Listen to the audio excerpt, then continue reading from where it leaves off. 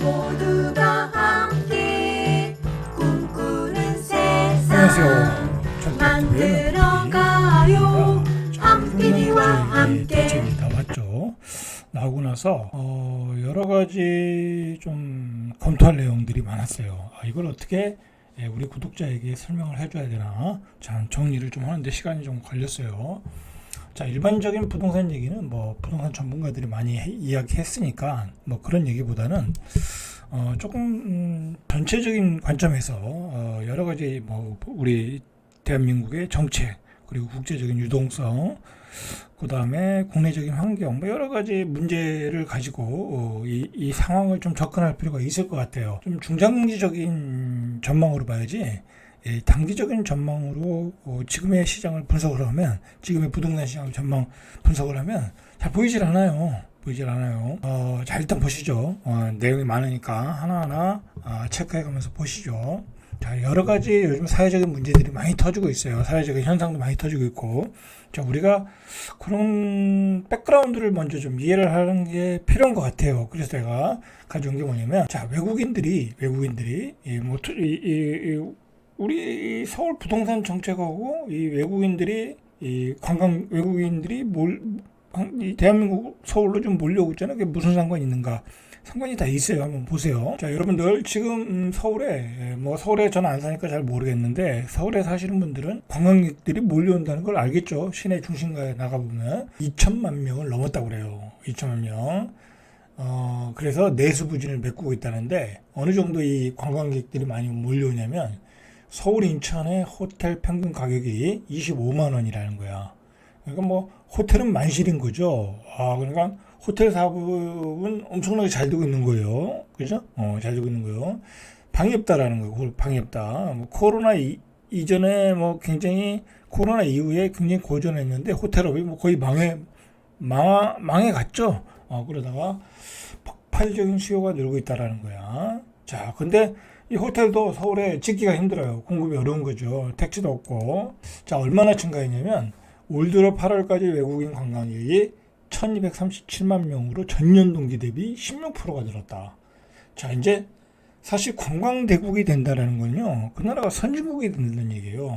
그죠? 우리가 유럽에 많이 가잖아요. 유럽에 왜 가요? 문화도 많고, 역사도 깊고, 그 다음에 나라가 선진국이니까 볼거리가 많으니까 가는 거예요. 대한민국이 후진국이고 중진국이면 이렇게 오겠어요? 볼거리가 없는데. 근데 이제 볼거리가 많다라는 거야. 자, 이제 그런 걸 우리가 좀 이해를 할 필요가 있어요. 우리 대한민국은 선진국이다. 이런 모습을 보면, 자, 이런 추세대로라면 2019년 기록 한 1750만 명을 넘어서 올해가 한 1850만 명, 내년엔 2000만 명, 그렇게 간다라는 거예요. 그러니까 우리도 이제 관광 수입으로 먹고 살 수 있는 나라가 되고 있다라는 거예요. 자, 이런 배경에는 물론 이제 중국 단체 관광객에 대한 무비자 있고 그런 효과도 있겠죠. 그러나 지금 세계에서 몰려오고 있어요. 중국뿐만 아니라. 자, 여러분들 우리가 그 세계 여행 가면 루브르, 프랑스에 가면 루브르 박물관, 이탈리아 가면 이탈리아 박물관, 영국에 가면 영국 박물관을 꼭 가잖아요. 그죠? 자, 우리 세계 사람들이 우리 역사를 알기 위해서 우리 박물관을 찾고 있다라는 거야. 이거 획기적인 일이에요, 여러분들.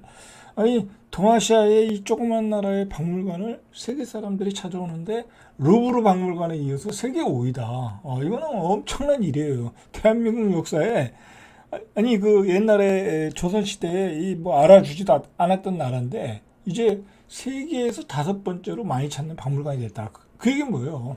우리나라가 선진국이 됐다라는 거야. 선진국이 됐다. 자, 지난 1월 1일부터 15일까지 박물관을 찾은 관광객이 501만 명. 어마어마한 거예요. 국립중앙박물관에. 예? 자, 지난해 관람객 수가 몇만 명이었냐면요.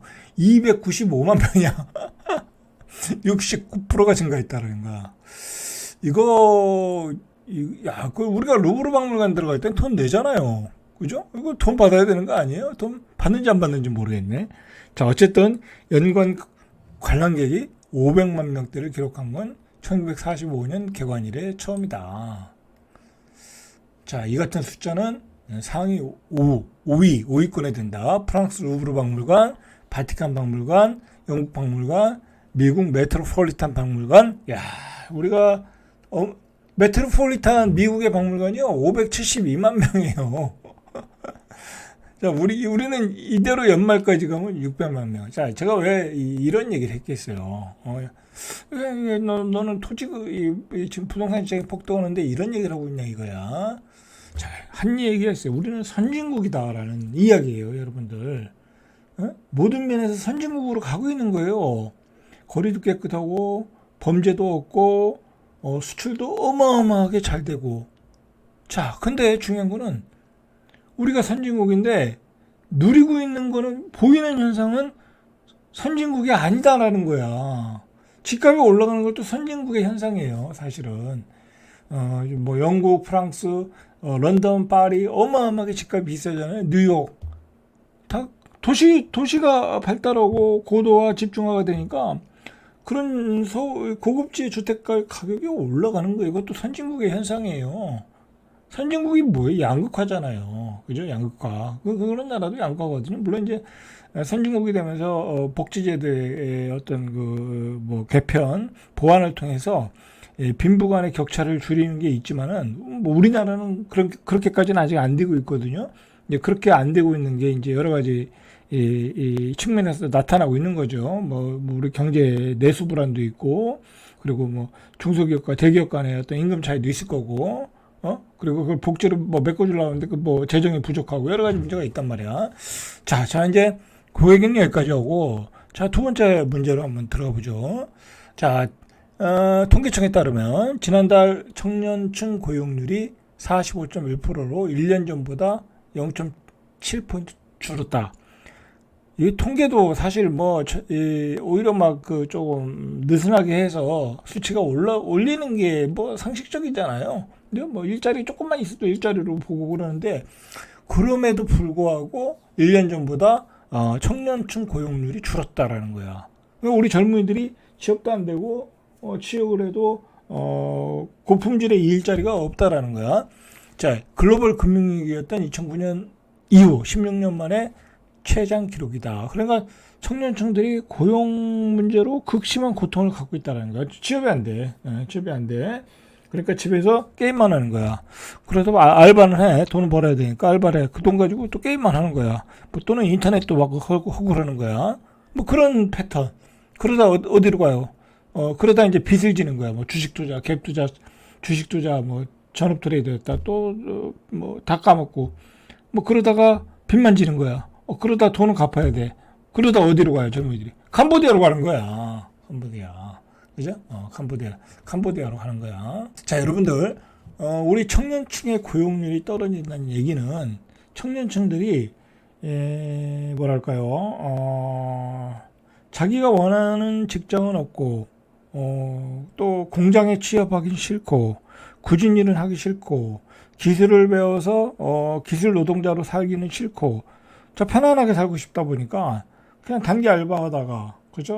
뭐 게임하다가, 뭐 디지털 도박에 빠졌다가, 그리고 어느 순간 고소득을 보장한다라는 또 광고가 뜨니까 또 캄보디아로 가고, 뭐 그렇게 해서 요즘 캄보디아 사태가 벌어지는 게 아닌가. 뭐 저는 개인적으로 그렇게 생각을 해요. 물론 이제 불법으로 나는 뭐 보이스피싱에 가입하면서 뭐 떼돈을 벌겠다 그런 놈들도 있겠지만, 예?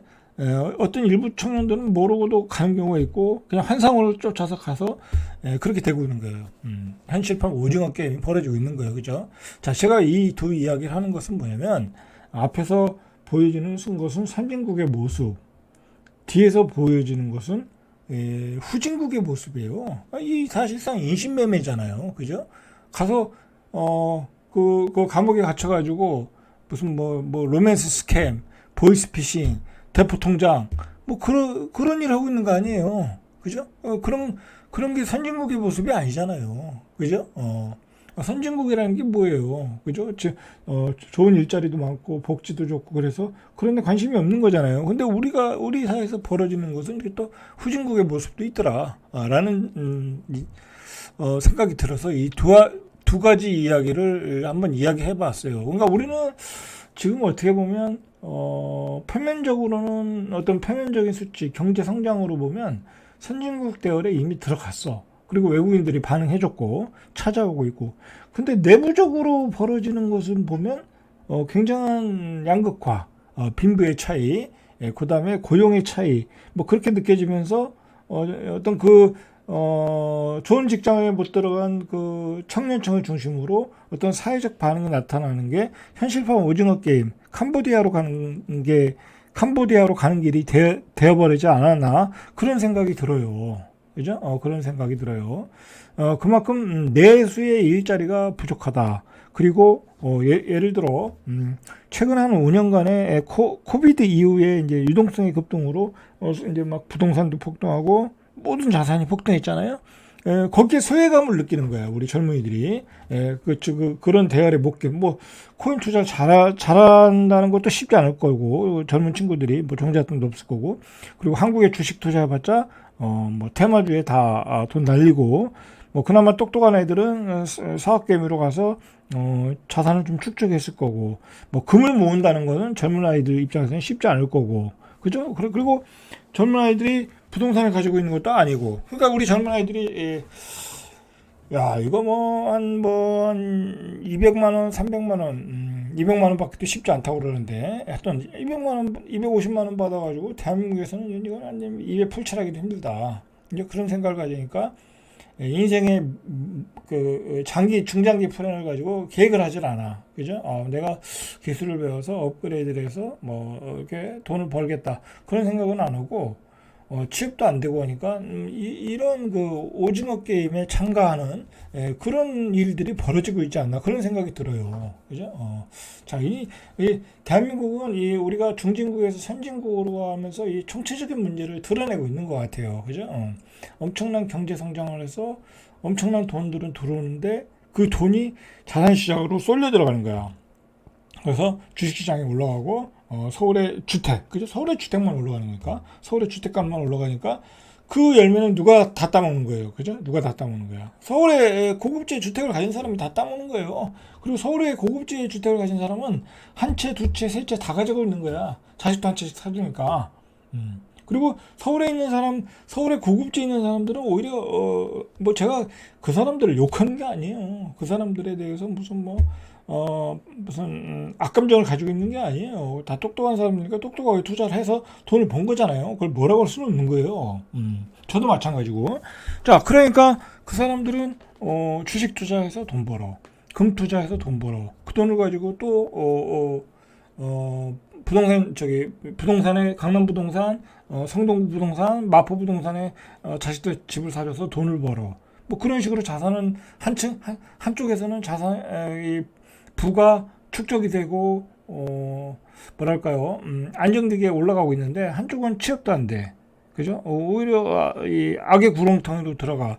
그런 현상들이 지금 벌어지고 있는 게 아닌가. 그리고 중간에 낀 중산층들은 이러지도 못하고 저러지도 못하고 있는 거야, 지금. 이러지도 못하고 저러지도. 옛날에는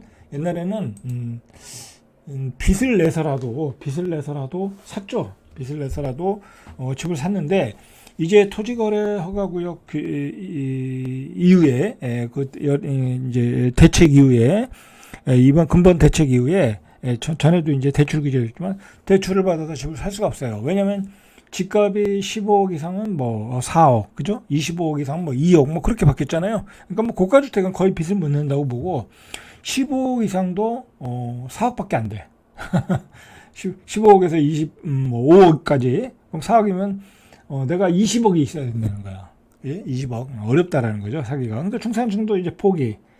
그러니까, 우리가, 앞으로 중장기적인 이 정책, 방향, 그 다음에 부동산의 흐름을 알려면, 어쨌든 지금 정권을 잡고 있는 이재명 정부의 성격을 명확히 파악해야 돼. 명확히. 그걸 파악을 해야지 여러분들이 중장기적인 흐름을 파악할 수 있는 것 같아. 뭐 어떤 전문가의 이야기보다는 그걸 파악하고 여러분들이 스스로 파악을 했으면 좋겠어요.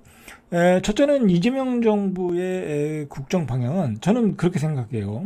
제가 이재명 대통령을 욕하는 것도 아니고 정치 얘기하는 것도 아니에요. 제가 본 이재명 대통령은 이 양반은 한다면 한다 스타일이야. 절대로 자기가 가지고 있는 생각을 포기를 안 해. 이재명 대통령은. 그러니까 그 사람이 대통령 된 거예요. 중간에 자기 생각을, 자기의 정치 철학을 포기했으면 대통령이 됐겠어요?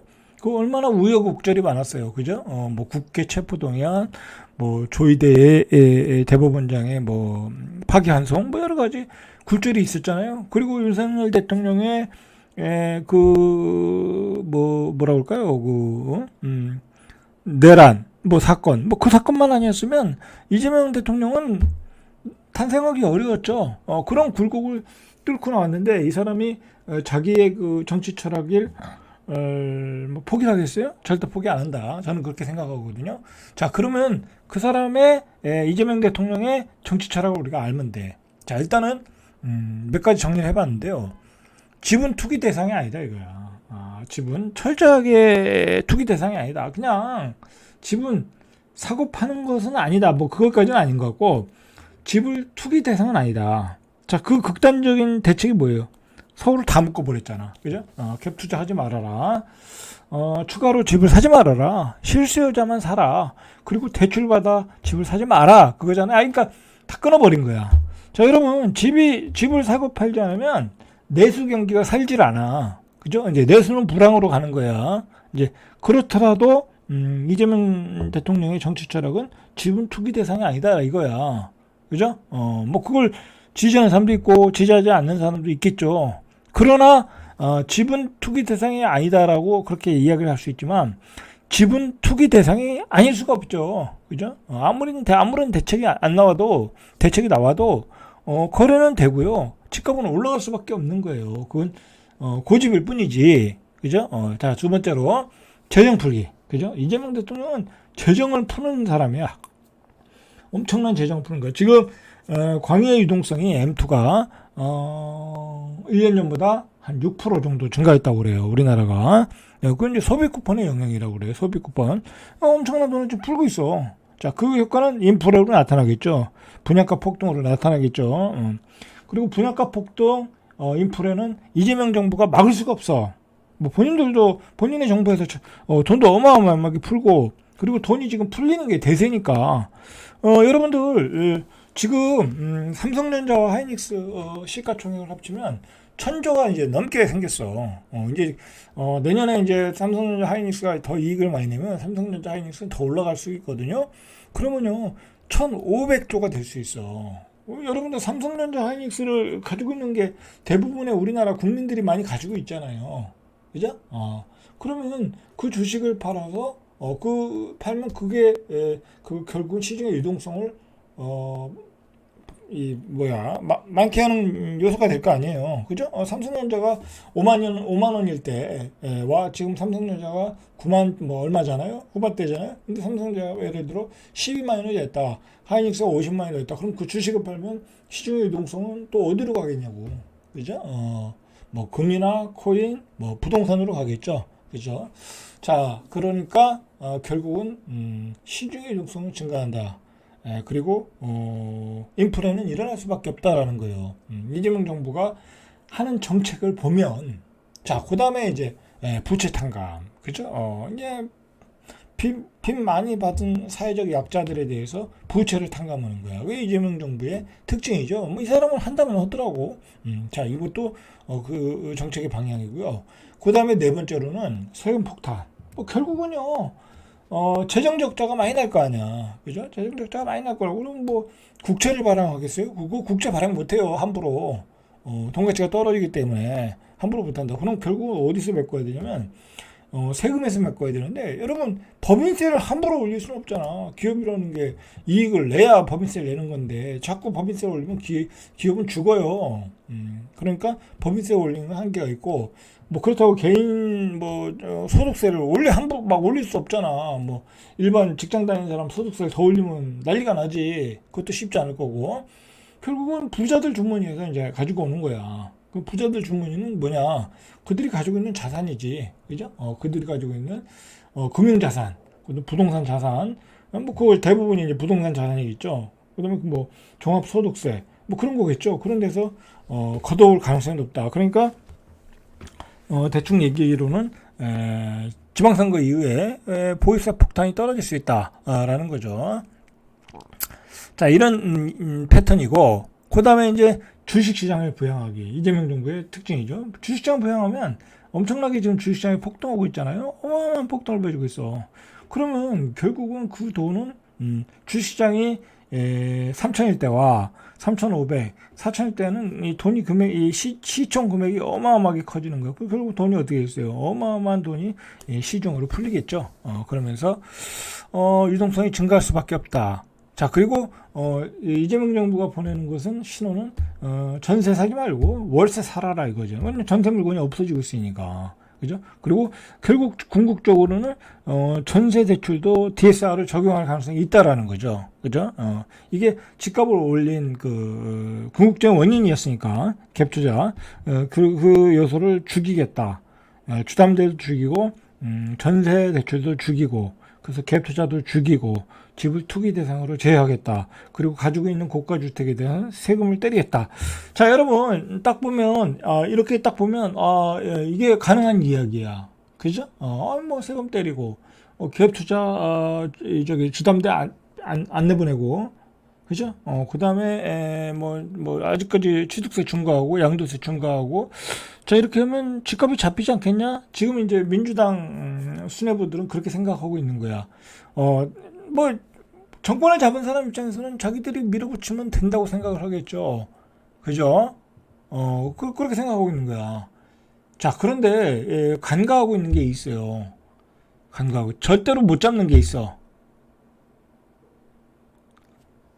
분양가 폭등이죠. 여러분들 분양가 폭등을 못 잡아요. 아무리 이재명 정부라고 해도. 왜냐하면 물가가 올라가는데 그래서 분양가를 상한제에서 분양가 상한제에서 이 가격 이하로는 분양 못해요.